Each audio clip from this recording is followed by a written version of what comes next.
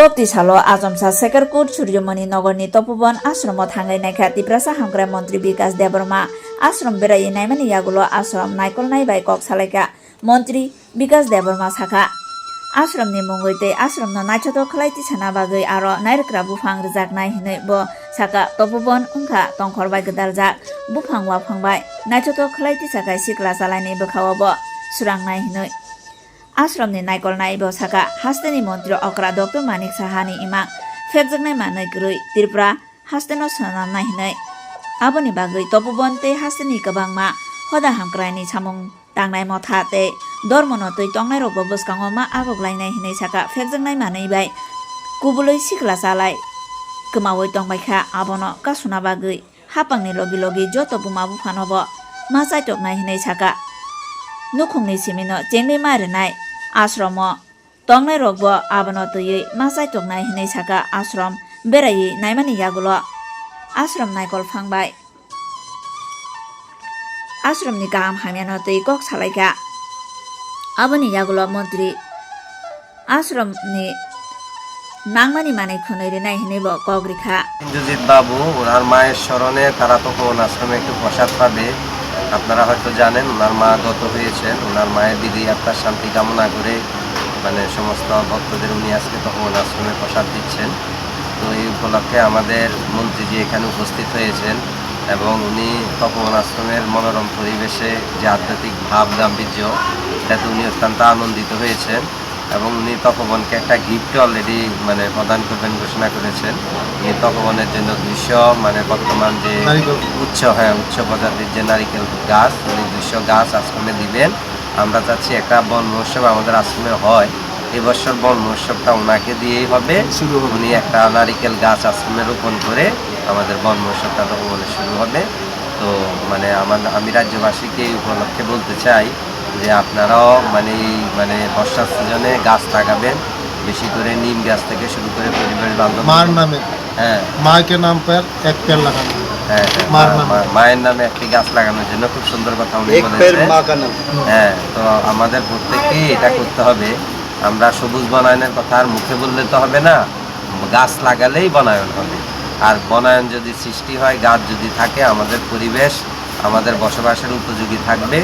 আমরা আমাদের পরবর্তী প্রজন্মকে একটা সবুজ পৃথিবী উপহার দিয়ে যেতে পারবো এবং সেই লক্ষ্যে আমি বিশ্বাস করি আমরা সবাই একযোগে কাজ করব।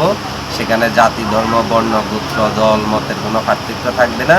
আমরা এই পৃথিবীর মানুষ, এই পৃথিবীকে বাসযোগ্য করা, সুন্দর রাখা আমাদের কর্তব্য। সেই লক্ষ্যে আমরা কাজ করে যাব। হরি ওম সচিদানন্দ। বিষয়টা অত্যন্ত আমাদের নেশার কারণে মানে আমাদের যুব সমাজ ধ্বংস হয়ে যাচ্ছে এবং আমি এই কথাটা এইভাবে বলতে চাই, যারা আমাদের এই আজকের নিউজটা দেখবেন, যে যারা আজকে নেশা করছে, আমাদের সমাজে নেশা বেড়ে গেছে, আমাদের সমাজে মানে যুব সমাজ ধ্বংস হয়ে যাচ্ছে, এই কথাটা তো আমরা সবাই বলছি, কিন্তু আমরা কিন্তু এইভাবে বিচার করে দেখি না নেশা কারা করছে। নেশা তো আমাদের সমাজের, আমাদের পরিবারের সন্তানগুলোই করছে। তা আমি যদি আমার পরিবারকে সচেতন রাখি, আমি যদি আমার সমাজকে সচেতন রাখি, আমার গ্রামকে, আমার পাড়াকে আমি সচেতন রাখি এবং প্রত্যেক জায়গায়, প্রত্যেকটা এলাকায় বিশিষ্ট ব্যক্তিত্ব আছে যাদের কথা সমাজের মানুষ শুনে, সাধারণ মানুষ মান্য করে, তাদেরকে একটা জোর ভূমিকা নিতে হবে এবং মানে আমাদের যারা প্রশাসনে আছে, যেখানেই এই নেশা কারবারীরা আছে বা দুষ্কৃতিকারীরা আছে, যারা এই নেশাকে সমাজের বিভিন্ন স্তরে ছড়িয়ে দিচ্ছে, বিশেষ করে আমাদের যুব সমাজকে ধ্বংসের জন্য চেষ্টা করে যাচ্ছে, তাদের প্রতি কঠোর মনোভাব যাতে আমাদের প্রশাসন রাখে এবং প্রত্যেকটা পরিবারের অনুশাসন, পারিবারিক অনুশাসনটা যাতে যথার্থ থাকে, কোনো সন্তানই যাতে নষ্ট না হয়।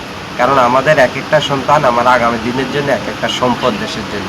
এই মূল্যবান সম্পদগুলো যাতে নষ্ট না হয় সেদিকে প্রত্যেক অভিভাবকদের সচেতন দৃষ্টি রাখতে হবে। এবার সেটা আমাদের সমাজের ক্ষেত্রে, গ্রামের ক্ষেত্রে, সব জায়গাতেই এরকম একটা মানে নেশা বিরোধী মনোভাব আমাদের মধ্যে সৃষ্টি করতে হবে।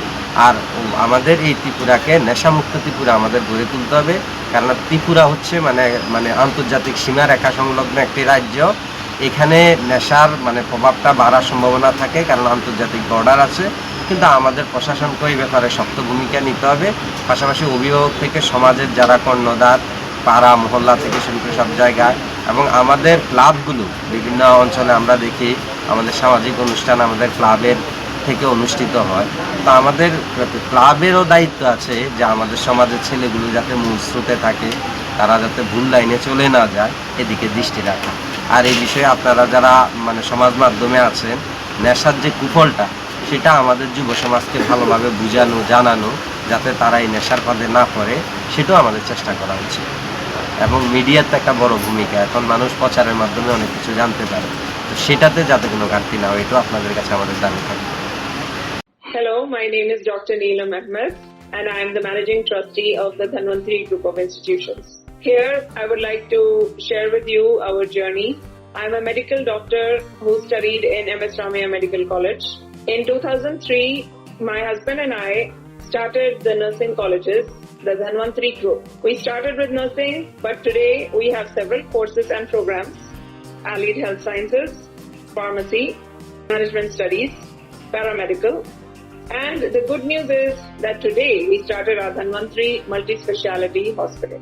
We have very good, experienced and well-trained faculty who take care of the students like their family members and are excellent in their teaching.